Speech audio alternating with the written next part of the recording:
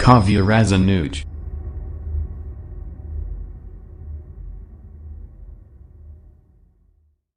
तो हेलो दोस्तों, मैं अनुज आज आप सबके समक्ष सबके लिए लाया हूँ हिंदी की पुस्तक आरोह की कविता दूसरी जो हमारे टर्म 2 में आने वाली है गोस्वामी तुलसीदास।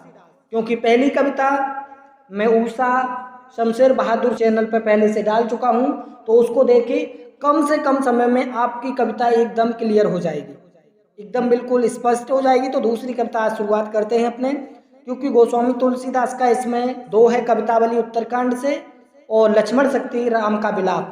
तो आज हम अपने केवल शुरुआत करेंगे, आज कवितावली को ख़त्म कर देंगे। तो शुरुआत करते हैं। सबसे पहले कम समय में एकदम स्पष्ट कविता करेंगे। तो सबसे पहले कविता से पहले जो सार दिया गया है पाठ का, वो सार पढ़ते हैं कि विविध विषमताओं से ग्रस्त कलिकाल तुलसी का योगीन यथार्थ है, जिसमें वे कृपालु प्रभु राम व राम राज्य का स्वप्न रचते हैं। युग और उसमें अपने जीवन का न सिर्फ उन्हें गहरा बोध है, बल्कि वे अभिव्यक्ति में भी अपने समकालीन कवियों से आगे हैं। यहाँ पाठ में प्रस्तुत कवितावली के 2 कवित्त और एक सवैया इसके प्रमाण स्वरूप हैं।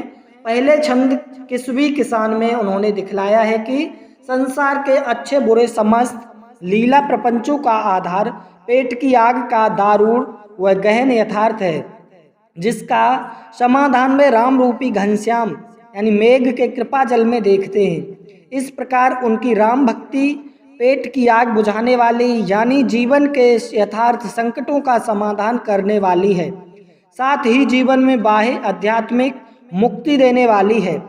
दूसरे छंद खेती न किसान में प्रकृति और शासन की विषमताओं से उपजी बेकारी व गरीबी की पीड़ा का यथार्थ परक चित्रण करते हुए उन्होंने दशानन यानी रावण से उपमति करते हैं। तीसरे छंद धूत कहो में भक्ति की गहनता और सघनता में उन उपजे भक्त हृदय के आत्मविश्वास का सजीव चित्रण है, जिससे समाज में व्याप्त जात पात और धर्म के विभेदक दुराग्रहों के तिरस्कार का साहस पैदा होता है। इस प्रकार भक्ति की रचनात्मक भूमिका का संकेत यहाँ है, जो आज के भेदभाव मूलक सामाजिक राजनीतिक माहौल में अधिक प्रासंगिक है। मतलब गोस्वामी तुलसीदास भक्ति काल के बहुत बड़े कवि हुए हैं। उन्होंने भगवान श्री राम को आराध्य मानकर बहुत सारी कविताएं, रामचरितमानस, कवितावली, बहुत सारी उनकी पुस्तकें लिख चुकी हैं, प्रकाशित हो चुकी हैं, लोग पढ़ते हैं। और साथ ही साथ उनके समाज में जो बेरोजगारी थी, जातिवाद था और कर्म के आधार पर, काम के आधार पर लोग बटे हुए थे, उनका उन्होंने सत्य वर्णन किया है। तो अब चलते हैं अपने कविता की। तो कविता पहली है कवितावली उत्तरकांड से। तो आपको बताते चले, सबसे पहले कवितावली तुलसीदास की एकमात्र पुस्तक है जो ब्रज भाषा में लिखी हुई है। वाकई गोस्वामी तुलसीदास की सभी पुस्तकें अवधी भाषा में लिखी हुई हैं। तो अगर पेपर में आता है कि कवितावली की प्रस्तुत 2 कवित्त एक सवैया की व्याकरणिकगत विशेषताएं बताइए, तो आप लिखेंगे भाषा ब्रज है। साथ ही साथ पहला और दूसरा 2 कवित्त हैं। तीसरा धूत कहो अवधूत कहो सवैया छंद है। छंद 2 कवित्त एक सवैया है। तीसरी अलंकारिक भाषा है। चौथी बात, इसमें शब्द शक्ति अभिधा है। वैसे शब्द शक्ति 3 होती हैं, अभिधा, लक्षणा और व्यंजना। तो अभिधा जहाँ सीधा सीधा अर्थ, मतलब सीधा सीधा कहा जाए, स्पष्ट और सत्य कहा जाए, शब्द शक्ति अभिधा होती है, तो आपकी शब्द शक्ति अभिधा हो जाएगी। दूसरा काव्य गुण हो जाएगा इसका प्रसाद गुण। वैसे काव्य गुण 3 होते हैं, प्रसाद गुण, ओज गुण, माधुर्य गुण। तो प्रसाद गुण जहाँ भक्ति से रिलेटेड होता है और जहाँ बात को सीधा कहा जाता है वहाँ प्रसाद गुण होता है। तो यहाँ आपकी व्याकरणगत विशेषता हो जाएगी ब्रजभाषा, छंद कवित्त और सवैया। तीसरी अलंकारिक भाषाएं, अलंकार का प्रयोग हुआ है। चौथा शब्द शक्ति अभिधा है और काव्य गुण प्रसाद गुण है। तो हम शुरुआत करते हैं पहले कवित्त से। किस भी किसान कुल बनिक भिखारी भाट, चाकर चपल नट चोर चार चेट की। किस भी यानी मजदूर और धंधा हो जाएगा इसका अर्थ। किसान कुल यानी किसान वर्ग, वणिक व्यापारी, भिखारी, भीख मांगने वाले लोग, भाट जो राजा महाराजाओं की प्रशंसा में कविताएं और गीत गाते थे उनको चारण या भाट कहा जाता है।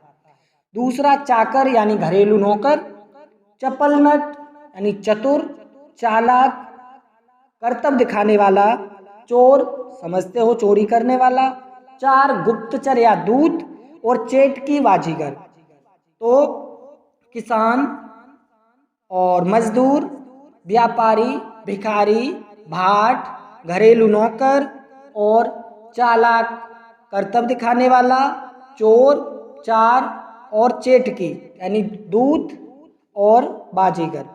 पेट को पढ़त गुण गढ़त चढ़त गिरी, अटत गहन गन अहन अखेट की। और ये सब पेट को पढ़ने के लिए, पेट को भरने के लिए पढ़ाई करते हैं। विद्यार्थी पढ़ाई करता है, मजदूर मजदूरी करता है, किसान खेती करता है। इसी प्रकार सभी लोग पेट को भरने के लिए अपने अलग अलग काम धंधे करते हैं। पेट को पढ़त गुण गढ़त, गुण गढ़त मीन्स तरह तरह की कलाएं सीखते हैं। चढ़त गिरी और पर्वतों पर चढ़ाई करते हैं, क्योंकि जो पर्वतारोही होते हैं वो चढ़ाई करते हैं और उनकी प्रशंसाएं होती हैं तो सरकार उनको पुरस्कार देती है, सम्मान देती है। इस कारण उनको पेट के लिए गुजारा चल जाता है। तो अटत गहन गन अहन अखेट की, और यहाँ तक कि पेट को भरने के लिए लोग घने जंगलों में जाते हैं और वहाँ पर शिकार करते हैं सिर्फ पेट भरने के लिए। अगला है ऊंचे नीचे करम धर्म अधर्म करी, पेट ही को पचत बेचत बेटा बेट की। यहाँ तक कि लोग पेट भरने के लिए ऊंचे नीचे कर्म कांड करते हैं, काम करते हैं जो कि नैतिक रूप से सही नहीं है। धर्म और अधर्म के काम भी करते हैं, क्योंकि गोस्वामी तुलसीदास ने कहा है परहित सरिस धर्म न भाई, पर पीड़ा सम न अधमाई।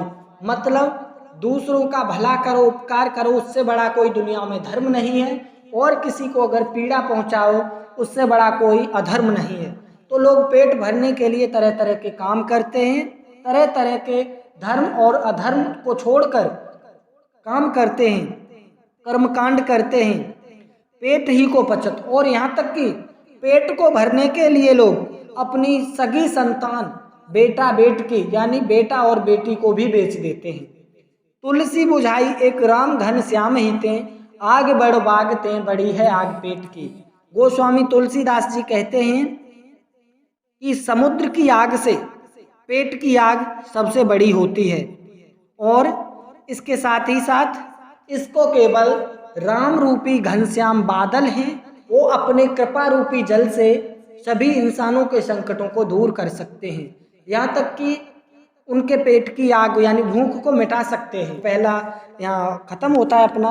गोस्वामी तुलसीदास ने बताया है पहले कवित्व के अंतर्गत कि मजदूर, किसान, व्यापारी, भिखारी, भाट, घरेलू नौकर, चंचल, नट और चोर यानी चोरी करने वाला, चार गुप्तचर, चेटकी बाजीगर, ये सभी लोग पेट भरने के लिए पढ़ाई करते हैं विद्यार्थी, और पेट भरने के लिए तरह तरह के काम करते हैं, तरह तरह की कलाएं सीखते हैं, पर्वतों पर चढ़ाई करते हैं, पहाड़ों पर, और घने जंगलों में जाते हैं, वहाँ शिकार करते हैं, और ऊंचे नीचे कर्मकांड करते हैं, धर्म अधर्म को छोड़कर काम करते हैं, जिससे कि वो अपना पेट भर सके। यहाँ तक कि पेट भरने के लिए लोग अपनी सगी संतान बेटा बेटियों को भी बेच देते हैं। तो इन सब का समाधान केवल भगवान श्री राम अपने कृपा रूपी बादल से जल वर्षा कर सकते हैं, क्योंकि गोस्वामी तुलसीदास ने पेट की आग को समुद्र की आग से बड़ा बताया है। तो इसमें अलंकार देखेंगे, हर जगह आपको अनुप्रास अलंकार मिल जाएगा, क्योंकि का की आवृत्ति देखिए आप, किस भी किसान कुल आप में काका मिल जाएगा।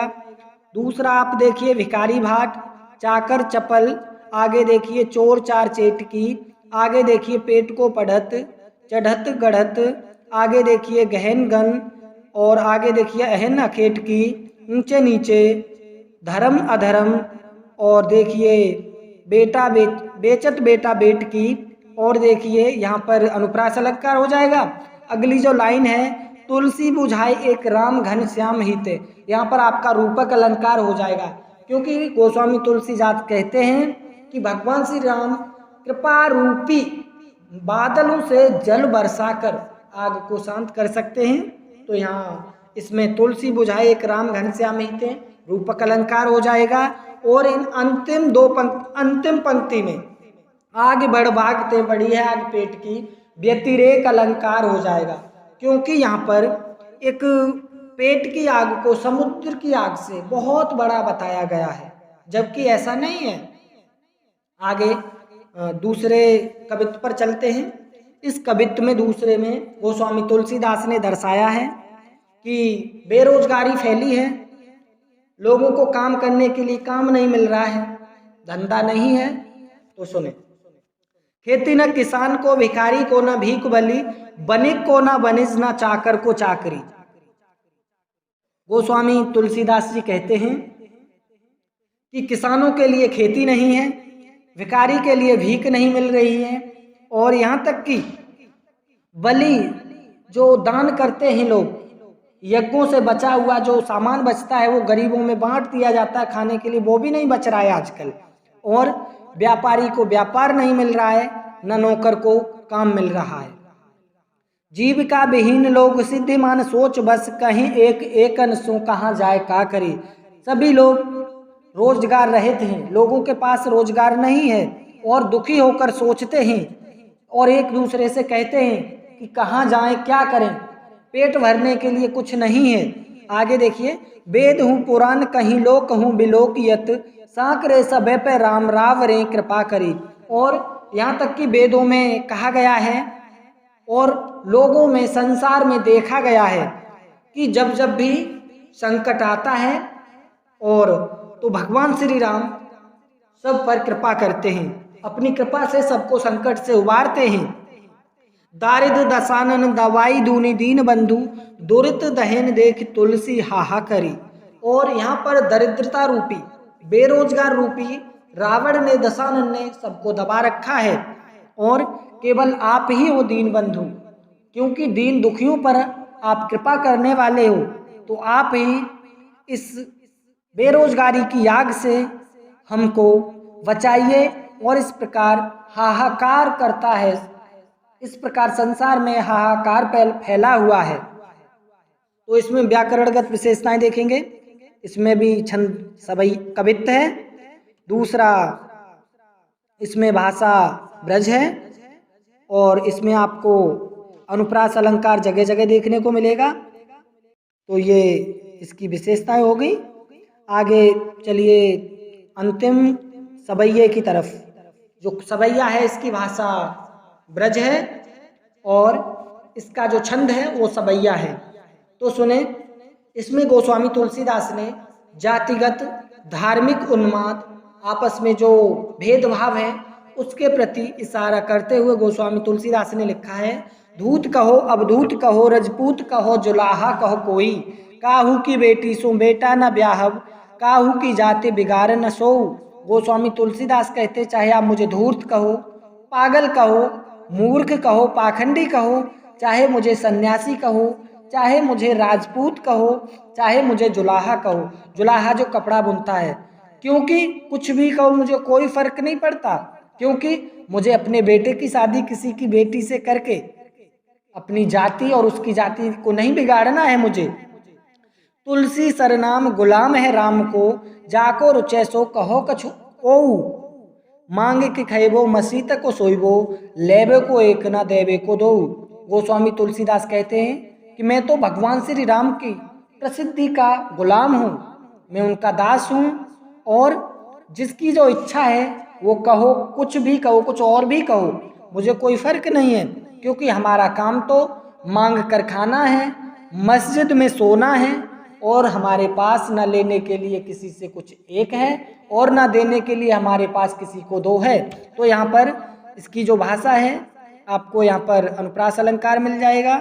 साथ ही साथ आपको इसमें एक मुहावरा प्रयोग हुआ है, लेवे को एक न देवे को दो, न लेना एक न देना दो। तो यहाँ व्यगत विशेषता प्रयोग हुई है वाक्य बाद यहाँ पर इसका अंत होता है। मुझे उम्मीद है कि आपके सारे कॉन्सेप्ट क्लियर हो गए होंगे। और एक बार दोबारा से देख लेते हैं। दूसरे कवित्व में गोस्वामी तुलसीदास जी कहते हैं कि खेती, किसान के लिए खेती नहीं मिल रही है, भिखारी को भीख नहीं मिल रही है, और यज्ञों और अनुष्ठानों से बचा हुआ जो सामान होता है वो भिखारियों के लिए और गरीबों के लिए नहीं मिल रहा है, और न व्यापारी को व्यापार मिल रहा है, न नौकर को नौकरी मिल रहा है, और सभी लोग रोजगार के बिना दुखी होकर सोचते हैं, एक दूसरे से कहते हैं कि कहाँ जाएं और क्या करें, क्योंकि यहाँ तक कि वेद पुराणों में कहा गया है, संसार में देखा गया है कि जब जब भी संकट आता है तो भगवान श्री राम यानी भगवान कृपा करके सबको संकट से उबारते हैं। और यहाँ पर बेरोजगारी रूपी दरिद्र रावण ने सबको दबा रखा है, केवल भगवान श्री राम कृपा बरसाने वाले हैं और वो इस बेरोजगार रूपी आग से हमको मुक्ति दिला सकते हैं। अंतिम तीसरे सवैये में गोस्वामी तुलसीदास जी कहते हैं कि मुझे मूर्ख कहो, पाखंडी कहो, सन्यासी कहो, राजपूत कहो, जुलाहा कहो, मुझे कोई फर्क नहीं है, क्योंकि मुझे अपने बेटे की शादी किसी की बेटी से करके उसकी जाति को नहीं बिगाड़ना है, क्योंकि मैं तो केवल भगवान श्री राम का गुलाम हूँ, दास हूँ, और जिसकी जो इच्छा है वो कुछ और भी मुझे कह सकता है, क्योंकि हमारा काम तो मांग कर खाना है, मस्जिद में सोना है, और ना हमारे पास लेने के लिए एक है न लेने के लिए दो है। तो इसके साथ साथ ये आज पहला पार्ट इस कविता का यहाँ पर ख़त्म होता है। अगले बार मिलेंगे, इसका दूसरा लक्ष्मण से